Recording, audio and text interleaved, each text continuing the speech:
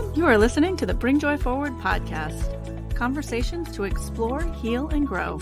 You can find us on bringjoyforward.com and join us in our community group on Facebook. We now take you to the episode. Thank you for joining us. Hi, everyone. Welcome to the Bring Joy Forward podcast. I am Shannon Dias. I utilize creative visualizations and play and magic to help offer you a space for healing. And I'm Marlisa McLaughlin of Marlisa Energy. I'm an energy practitioner and a vibrational sound therapist. Both Shannon and I have a lot of experience and specialization techniques with grief. Welcome. Thank you so much for being here today.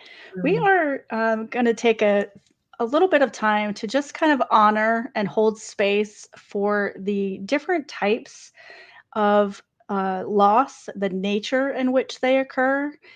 And I think I'm going to throw it over to Marlisa to let her start this discussion on just kind of noticing the different areas and how that affects us as we go. Thanks, Shannon.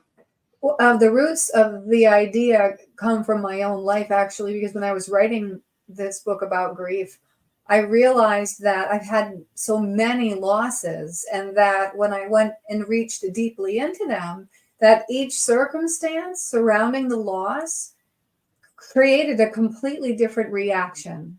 And it took me different approaches. And I was a child for most of it, so I didn't see this until retrospect, right? When hindsight is 20/20. So in looking at that, I was able to reach into the lives of others and understand the impact from the type of loss. For instance, just right off the bat, what would most people consider to be a natural loss? I mean, all losses are natural, right? But we have a vocabulary around loss. And I think, Shannon, I'm just wondering, when I say natural loss, what comes to mind for you? Right. I think most people would think it's, a long, happy end of life, expected kind of thing. We were talking a little bit before we started recording about how, at the start of a game that you might play, you pick your character and you design your character, and then you choose what what adventure you're going to go on, but then things happen along the way to affect that. And grief is kind of the same way, where some of them come at you totally blindsided. You had no idea what was coming.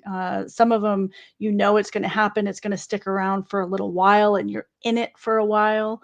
And then others, it's what you would call the expected. And, I think you had made the comment before we started about, being in something for a while and not expecting to grieve. And so I think that's where I'd like to start is the expectation, right? So we put expectations on our grief before we even experience it.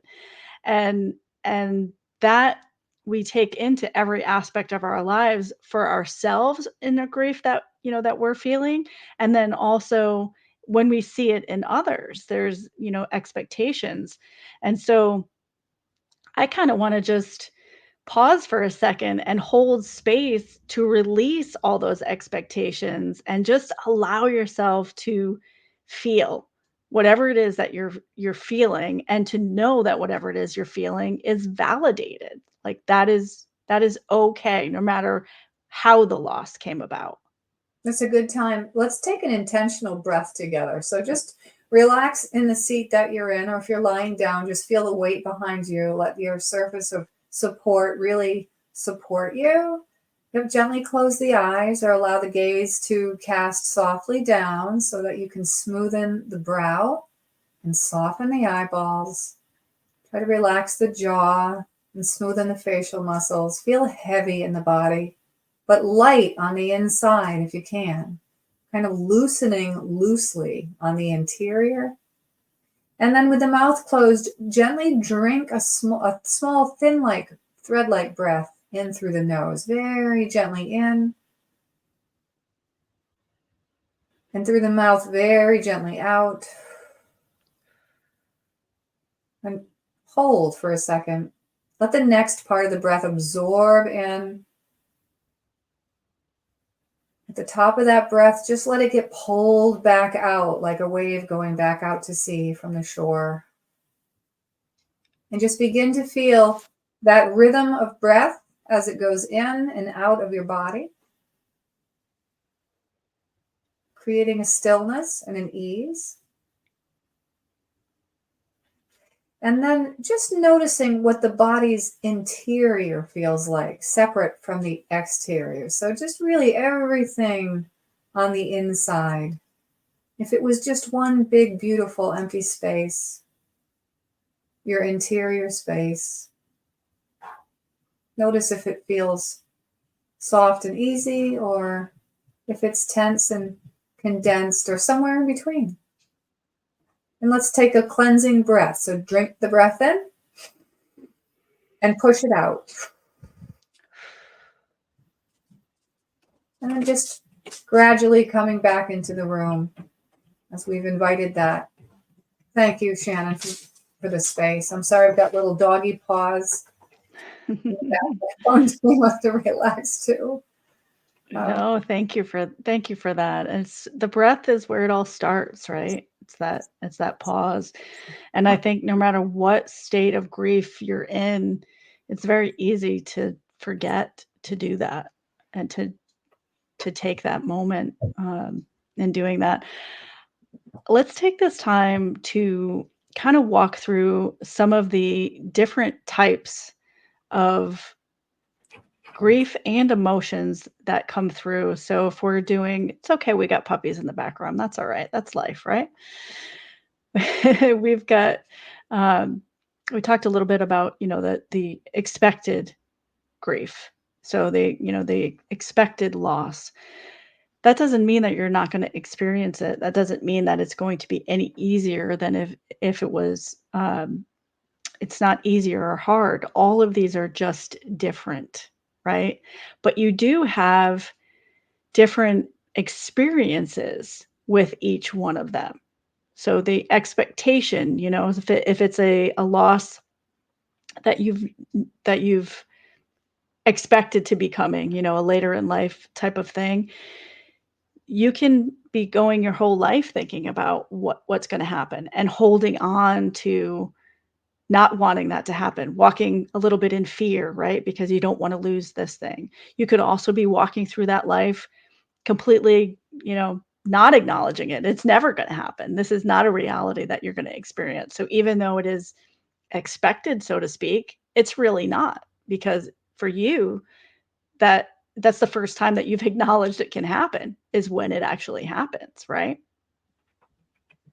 So spending just a little bit of time acknowledging that whatever it is you're feeling is okay. And then you've got, grief that comes at you sideways and takes up your entire life in a whirlwind because nobody knew it was coming. And so everything is unexpected, and you're maybe dealing with even physical things in the world that you didn't expect to be dealing with. And in my circumstance, I didn't expect that I would have to be concerned about making arrangements for a child. These are things you don't prepare for. We don't walk through life preparing for these things. And so it brings extra added stress levels, on top of it.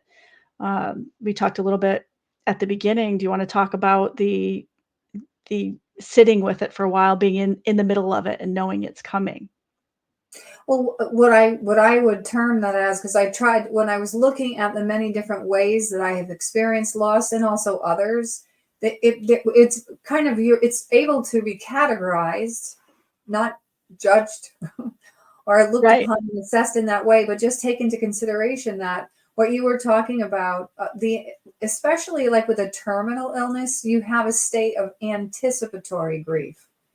Like Yep. your grandparents, that they're going to pass. If you've never experienced loss before, you might just assume it's going to come somewhere down the road.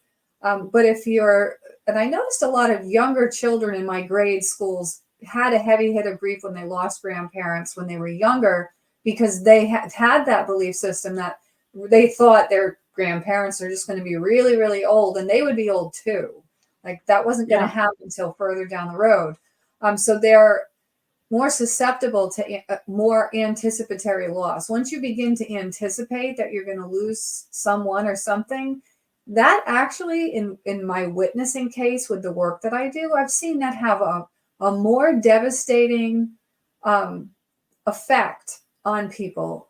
Even what's the word I'm looking for? Immobilizing. Like it can Hmm. really create such a immobilizing effect on you, because what happens in your mind and that and your anticipation is always going to be much worse than in the here and now. Because when you're in the here and now, you have other things that your body is doing. It's breathing, it's Hmm. functioning, it's interacting, it's got a routine and everything else. But when you're in your mind anticipating something, that's the only space you're in. And experiencing the Yep. fear of that loss there, I think, in the anticipation. So that's one kind. It might be easier just to bring a few of these grouped types of losses in. So you talked about like a tragic death. That's that sudden one that it just comes out Yep. of nowhere, totally blindsided. And one thing I noticed about that is that's going to affect you differently depending on like where you're at the time that you experience the loss tragically. So you can anticipate that you might have, under those circumstances, a really hard time even just getting past the shock of it if you were already not in a good state to begin with. Like if you were exhausted, depleted, dehydrated in the middle of 101 things, and then that happened, or you have financial strife, dealing with a tragic loss, you already Yep. had enough to deal with. So your nervous system is really overtaxed. And that's going to create a different approach to how you're grieving. So anticipatory, tragic loss, you got terminal illness, we have mass loss where we have many people dying at one time in a tragedy, and even if you don't know them, you might know someone who knows someone, or you can't anticipate or relate to the loss because you're really empathetically feeling it on so many angles. And the media's done us, sometimes I feel, an injustice by kind of entangling us in so much more than we were meant to handle at one point. Seeing all of Absolutely. that, Yeah. yeah. Can you? And there are many more. So just bringing the awareness to you that there are different kinds of losses that are going to affect you differently. So Yeah. tragic, anticipatory, a terminal illness, mass loss. There are so many more. I'm trying to think of different ways that we. Right. Well, even uh I think loss where you have a negative emotional, like a scarring. So someone passes that did you harm, then I don't know what we're terming that one, but that's you're feeling the loss of somebody that you don't necessarily upset that they're not around anymore, but then that brings up other feelings of, guilt and for feeling different, I mean, there's just so much piled on to all of these different areas. And I think as a society, we do this comparison thing all the time, which we've talked about before, where this doesn't compare to this or that doesn't compare to that. We do it to ourselves and we look at, different types of loss. But you have to understand that even a single every loss and grief for every person is unique. So me going through a tragic loss is going to be completely different than everyone else going through a tragic loss. We may experience some of the things the same, but it's unique. It's so personal and so heart led that you can't have one checklist, that you can do to process and work through this. Because remember, everything that we're talking about at all times all falls into providing opportunities for healing. And grief is not something that we get past and get over. It's a emotion, a feeling, an activity that we heal through and we heal with and then we walk with as we go through life. And we continuously go back and heal over and over and over again, I think. And so acknowledging that whatever you're seeing out there doesn't necessarily reflect your experience. And so, this is kind of us just saying, we see you and we honor where you're at, and it's okay for you to be where you are and what you've experienced. I mean, it just reminded me, like, I think one of the aspects that I see, and again, we bring expectation and judgment in upon ourselves, like self judgment, like Yeah. why am I feeling this just because of that, or why isn't this hitting me hard? Well, first of all, you might be in shock, and you might not even feel anything. So try to dissipate that. But multiple losses, they layer your reactions and your responses. So if you've been hit hard with a loss and then you have another and another, you don't even realize that the third and fourth loss might be triggering off all the intensity that hasn't even integrated yet and begun to heal. And it just makes everything even more complicated. And as we talked about before, there's many symptoms of grief that can show up. You might even 10 years down the road after that happened, might not realize that one of those facets triggered off all of that stored grief, right? And then Yep. you suddenly might not be able to think straight, or things that came easy to you might become difficult, or you might have mood changes, and all of those things might not even seem to be related to your losses. So the nature of how you get hit with the loss at the time that you do will really affect how you move through it and integrate the acceptance of it and re-regulate your system, where you can get your nervous system into somewhat of a balance where you're able to kind of function that in a way that you feel comfortable and natural. The rest of it's a lot of hard work, but we're talking about just the essential parts of moving through the loss, and Yeah, take that and into and consideration. absolutely. And we just talked, the last time we met about grief, we talked about how it's not just people, right? It's places and things and all of that. So when you're talking about compounding, and you also talked about the physical space that you're in, if you're not in a good physical or mental healthy space before you have to process all of this, all of this is piling on one after another as you're going through and walking through. And I think, to your point about, 10 years later, a lot of that happens too for various reasons, but can be symptomatic of not processing each individual thing as it comes in. So if you're piling on and maybe you're seeing a therapist, or you're utilizing different tools to deal with how you feel, and also the physical and mental aspects of it. If you're only focused on one particular area that you've been grieving in, because that's what's taking your focus and that's where you think it may be coming from, you may not realize that so much of those other smaller bits, if you can say smaller, are contributing to it. And maybe you have to go back and process some of that first, before you can. And sometimes process is just looking at it, acknowledging that it happened, and then moving from it, and going past that state, but holding that space, for all of those different areas that you're in. Yeah. Well, I, for one, y- wanted to just comment on the effects that going through all of this is, and it's probably because it's affecting me more, today, in this moment, doing this podcast, where finding words are difficult, and communicating is a little bit more difficult, and it has been for me for the past couple of days, as it's been in a harder state of I've been in a harder state of grief, and just a lot of other things kind of hitting all at once, right? But yet we're doing this podcast and we get up, and I'm here. And I think it's important for us to recognize that there are two ways to approach that. I made the choice to do this, and to put myself out there, and be me, and do this podcast, and still struggle, to find those words. I'm being authentic. But if I had chose not to do that, that's also okay. And I think that is something too, whereas as we're communing together with fellow grievers, I see this happen a lot where people will say, "Oh, you're so brave, or you're so strong, or you're doing this."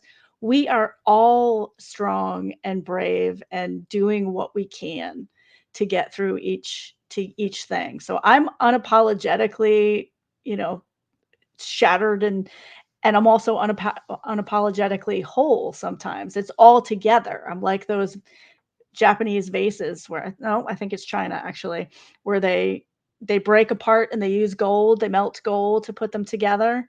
And that's how I feel. And I feel like it still breaks.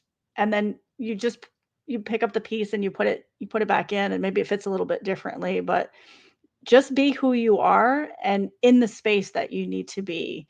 And that's okay. It sure is. And getting the support or the reminders,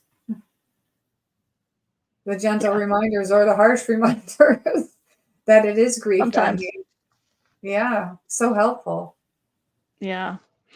Do you have anything else that you want to add before we close this out today?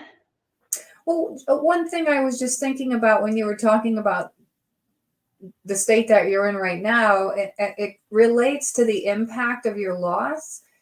It impacts you so much that it's sort of a timestamp. We begin to define our lives around that event, and so all of your natural cycles and your biochemistry begin to take rhythm around that. So then there's an anticipatory state of grief even after the losses, because you're approaching X amount of time before you had the loss, and your body just goes into that. So just to be mindful about that so that you can find supportive ways, because you know it's coming down the pike. Yeah. And take the time to allow yourself to feel it without judgment, or when Mhm. you assess how you're feeling, as we had talked about before, instead of feeling like you're judging yourself or others judge you, look at it all as an assessment to see what you can find in and around you that can be supportive and not non-supportive. Yeah, for sure. And I appreciate that. And the allowing yourself to do what you need to do, and also changing if you need to change. And we do. Even I do the assessment with myself, where should I be doing this one thing? Should I be doing this other thing? And so Zach, my son, his birthday is coming up for me, and so I I chose, made an active choice to live in each moment as much as possible, and to go out and adventure and utilize my life in the ways that Zach can't. I made that decision a long time ago to do that. It doesn't mean it's easy, to do that all the time, but I believe in it. I believe that I'm here to experience life and to do the things. And so I choose to be in it. Um, I chose to go do something, with a friend. I'm going to be gone for, 4 days doing something over the course of his birthday. And it's not something that he would do at that time. It's something for me. Right. But even with that, I think I took some time to sit with, is this honoring him enough during this time? And for me, I came, but, and I still, he's coming up on his 6th birthday, which is crazy to me because it feels like a million years and 1 second all at the same time.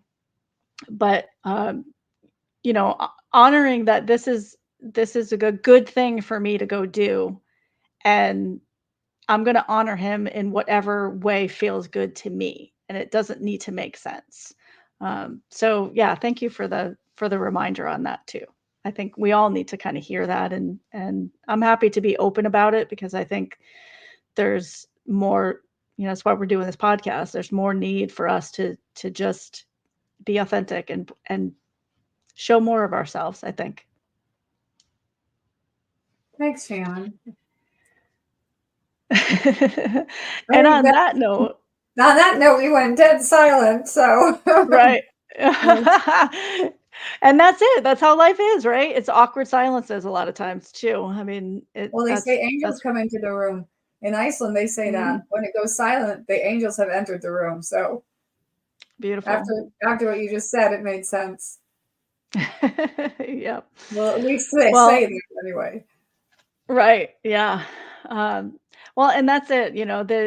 This, like I say, this podcast episode was meant to remind you that there are so many different forms of grief, and we all process them all differently. And we are here for you to honor you and your space that you're in. And if there's anything that we can do further to do that, you can find us on bringjoyforward.com. You'll find all our information in there. We're happy to provide support for you on your journey as we go. And you can find us on Facebook at Bring Joy Forward on the Facebook page. And you can find us in our Facebook group also. And if you want to go directly to our community, where we have resources there for free that you can access, as well as some paid offerings from the community, you can go to community.bringjoyforward.com and find all of that. And we appreciate you being with us and just allowing us to be us and to be open and have dogs barking in the background and for my brain to not function completely as I'm going through. So thank you so And much for for words that. not to come out right. Exactly. Thanks for Exactly. joining us. Yeah. Thank you so much.